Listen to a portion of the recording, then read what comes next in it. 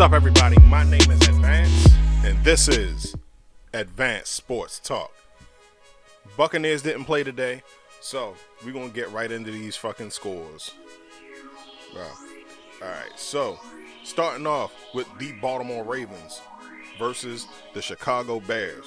Man, Lamar Jackson was out due to a illness. We don't know what it was. Well, I don't know what it is, but yeah, so starting the game today at quarterback under center for the Ravens is Tyler Huntley. Now, Tyler Huntley has a similar play style to Lamar Jackson. We haven't really seen too much of it. We only get to see it in blowouts. We definitely haven't seen any of it this year because close games and nail biters. But for the most part, he came in and he did his thing. So let's see. Ravens, of course, ended up winning 16-13. Huntley had 26 out of 36, 219 yards through one interception, no touchdowns. Andy Dalton taking over for Justin Fields because he got hurt early in the game. Let's see, 11 for 23, 201 yards, 2 touchdowns. Mark Andrews, 8 out of 10 receptions for 73 yards. Darnell Mooney, 5 out of 16 targets. That is not a good average for 121 yards. But those 5 catches was Marquise Goodwin caught 4 targets for 104 yards. Both Mooney and Goodwin had a touchdown. Man, that second touchdown though to Goodwin was, man, ridiculous, man. That was clear evidence of a blown coverage. They had him on, what was it, 4th and 11 in the fourth quarter, and the Ravens just rushed too many players, left somebody one-on-one, or left somebody open, I should say. That's probably the best pass of Dalton's career. Dropped it right in his chest, walked into the end zone. But the Ravens would then go down the field. Huntley almost threw an interception, but luckily due to a holding or pass interference call, whichever one is a spot foul, the ball got spotted in the red zone. So Huntley almost threw his first touchdown pass, but Sammy Watkins got pushed out of bounds at the 4. Handoff to Devontae Freeman. Oh man, Ravens up by 16. So luckily they was able to hold it out because there was still 44 seconds left on the clock. But yeah, so the Ravens ended up winning 16-13. Next, the New Orleans Saints versus the Philadelphia Eagles. I had it right, but I like to say it in order. But man, so look, Eagles was slaying, pun intended. Oh man, so chant it with me. Run the ball, run the ball, run the ball. And that's exactly what the fuck they did. Man, they had over 200 yards rushing. Oh man, so starting off in the first quarter, back-to-back rushing touchdowns for Jalen Hurts. Then Troutman got a touchdown pass from Simeon. Oh man, then Darius Slay ending the half, interception, pick 6, baby. Oh man, hence the pun, slay. Jalen Hurts got another rushing touchdown in the fourth quarter. But yeah, so that was actually the touchdown, I believe, that might have put the game out of reach for the Saints because they started coming back. They scored 17 points first. Then Jalen Hurts got that last rushing touchdown, which then put them up. So the Saints did end up getting the last touchdown with 45 seconds left, but unfortunately, at that point, the game was already too far out of reach for them to make a comeback. So Eagles ended up beating the Saints 40-29. Now, there's a lot of nuance to this game. So who's to say that the game wouldn't have been closer if they didn't have their top 3 players? I mean, if they had their top 3 players. So coming into the season, it was already named that Jameis was going to be the starter. So it was like, all right, cool. Jameis got a cannon. The Saints got Michael Thomas. Kamara can catch it out of the backfield. So basically, it was like, all right, cool. The Saints got an offense. They got the makings of an offense. Hopes got dashed immediately coming into the season. Michael Thomas out for the year. Heartbreaker, man. Heartbreaker. Then coming up to the game against us, Jameis gets hurt. And Kamara, then shortly afterwards, Kamara gets carted off the field. That I don't know if that was the same game, but the game afterward, in the week following that, Kamara got carted off the field. So, and that was the week that they brought Mark Ingram back. So, oh man, that's crazy. And it's like, so just like that, top 3 from the Saints gone. Like, and Mark Ingram can only do but so much. He's trying his best. Roll Tide, I guess. Anyway, so we're gonna stick with the NFC versus NFC East versus NFC South. We got the team formerly known as the Washington Redskins versus the Carolina Panthers. Now, the score would suggest that this game was close, but it was clearly dominated by the Redskins. It was clearly dominated by Washington. That's not to say that they didn't make a game out of it, though. Like Cam Newton, 21 for 27, 189 yards, 2 touchdowns. QB rating looking all right. So this was Cam's first home game since being back in Carolina. Let's see. Taylor Heineke, 16 for 22, 206 yards, 3 touchdowns. Quarterback rating, 141.3. Not bad. Cam's 120.5. Antonio Gibson adding to that momentum that he picked up last week against us, rushing all those touchdowns. He ain't got no touchdowns this week, but 19 carries for 95 yards, 1 fumble. Christian McCaffrey came back. He had 95 yards last week. He only had 59 yards this week. He got caught on a very crucial 4th down that Carolina needed to get back in that game. And yeah, turnover on downs. Washington took over. Washington won 27-21. Next, the Green Bay Packers versus the Minnesota Vikings. Should I stay? Should I go? I don't know. I'm gonna do that every fucking time. Oh man. So I'm just gonna throw everything out the window. Vikings won 34-31. Man, like, let's break down what happened in this. First, all right, Green Bay do what they do. Let's fall behind in the first half. First quarter only got a touchdown. No, first quarter only got a field goal. Okay, so Devontae ended up coming back. Rushing touchdown. Dalvin Cook rushing touchdown. Adam Thielen rushing touchdown. DeGuardo? Josiah DeGuerra. I don't know if that's how it's pronounced, but hey, damn, that's a name. A passing touchdown from Aaron Rodgers. Justin Jefferson. Man, look, hold up. First off, I already know Justin Jefferson started the game with 3 receptions out of 3 targets for 104 yards. Really? Oh man, I think what was that? That was like in the first quarter, first half. Definitely in the first half. I know that much. But oh man, keeping pace with Devontae Adams. Devontae 7 out of 8 targets for 115 yards. Man, 2 touchdowns apiece.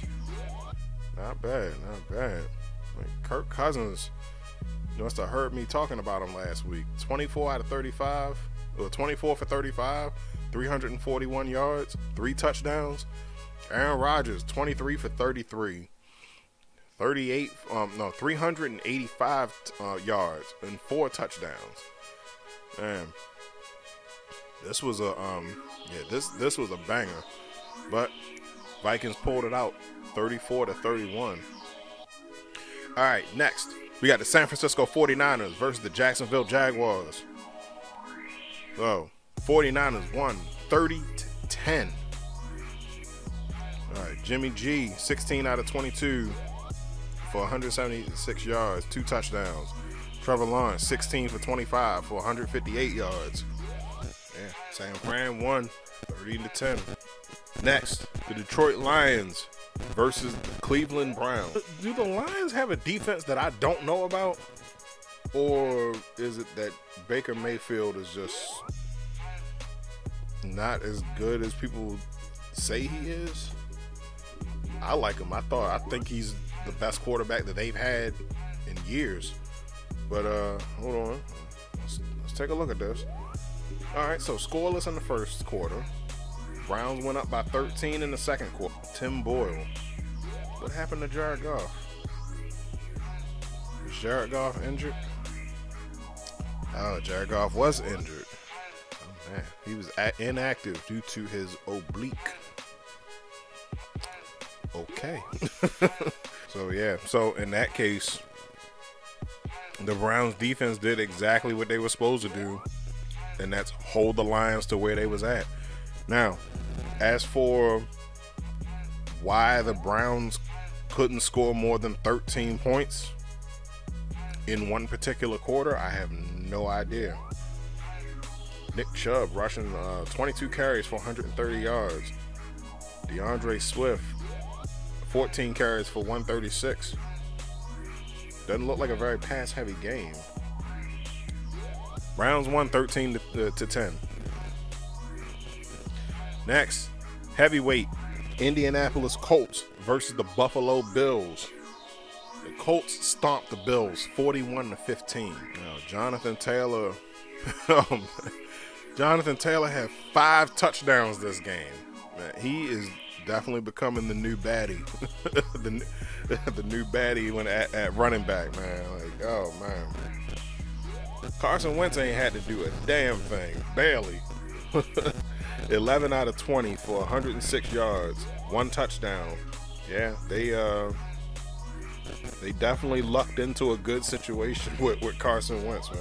Or Wentz definitely lucked into a good situation. Like, because Jonathan Taylor always was one of those, I'm not going to say he was one of those, I guess he was one of those middle of the pack. He wasn't an elite rusher because, you know, once you got up in the top 5, you had Zeke, Saquon, who was it? Zeke, Saquon, Gurley, Gordon, and it wasn't Fournette. It was I can't remember, but yeah, basically he couldn't break that top 5. Dalvin Cook, and Derrick Henry. There we go. So he couldn't break that top 5, you know, but he was definitely like top 10. You know, and he would have like peaks and valleys where he would have these monster games, but then he would have games where he would just be like just average.